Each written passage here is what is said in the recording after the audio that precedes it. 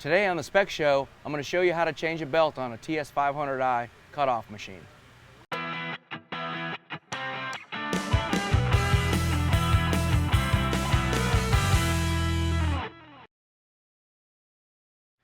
This is the Stihl TS500i. It's fuel-injected saw, and today what we've had happen at the structural collapse school is we've had the belt tear up. So the belts tend to go bad after a while, and you can tell that the belt is gone by how easy the wheel spins. And of course, when you throttle up the motor, it doesn't have any resistance. So today I'm going to show you how to change the belt. It may sound simple, but a lot of people have never done it, and I'll show you a couple techniques. One thing unique about the Stihl saws is it has an automatic tensioning device on the machine itself. How you get that loosened is you'll take a wrench and you'll put it on here. One thing you want to do, however, first is you want to loosen up these bolts back here on the recoil. Just get them loose.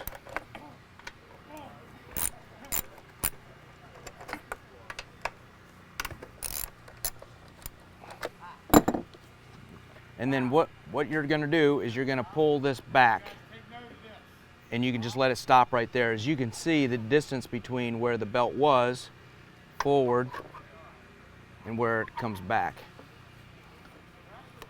What we'll do is take this water fitting out here, and then you're ready to take the rest of the saw apart. So what we'll do is we'll take these 3 bolts out. This is a good time to check your recoil pull cord as well, while you have this all off.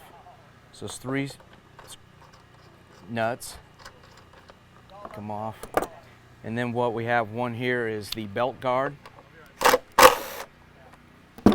1 screw there, and then the belt guard slides right off. And then you can see right here the belt is came apart.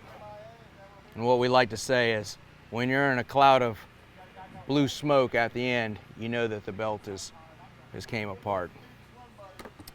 So then you can take off your recoil starter, and again, like I said, this is a good time to check for any wear on the string, and this one looks fairly good.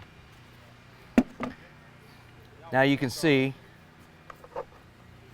the pulley in the front is in good shape. There's no debris, and this is the automatic tensioner right here.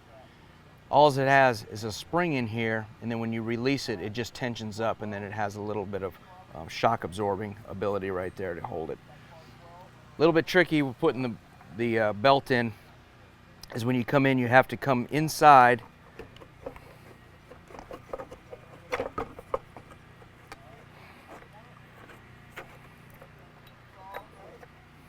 this. So once you get it inside here, you'll put it around the back pulley.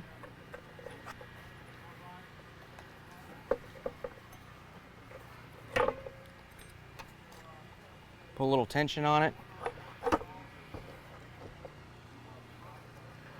And then, like I said, this is a little bit of the tricky part, is lining everything back up to get it on there.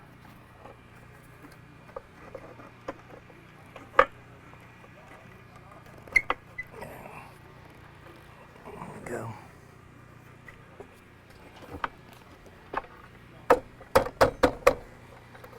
And then you can see the belt is on there. Hold it like that, give it a spin and make sure everything is lined up. You can see it's lined up around the wheel. It goes down, goes around the back of the clutch pulley, and it looks good. So now you're ready to reassemble.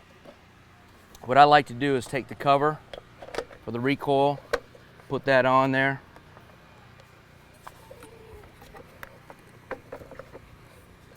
with a couple of the nuts.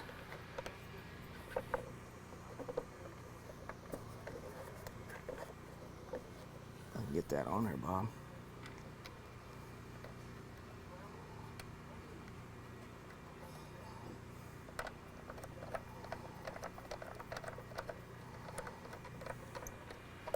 One started, then you come in, slip this inside, line that up,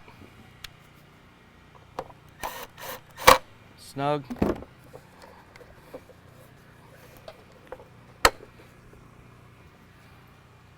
Put the other two nuts in.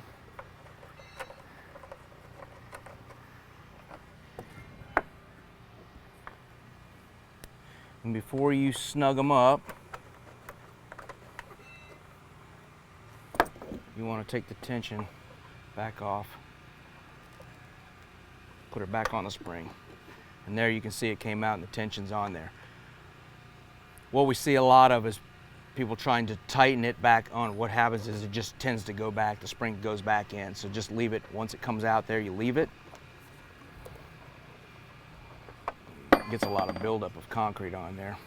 And then go ahead and snug up these nuts with your ratchet.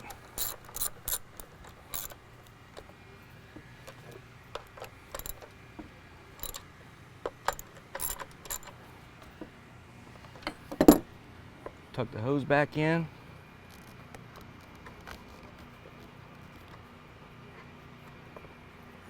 And you're all set.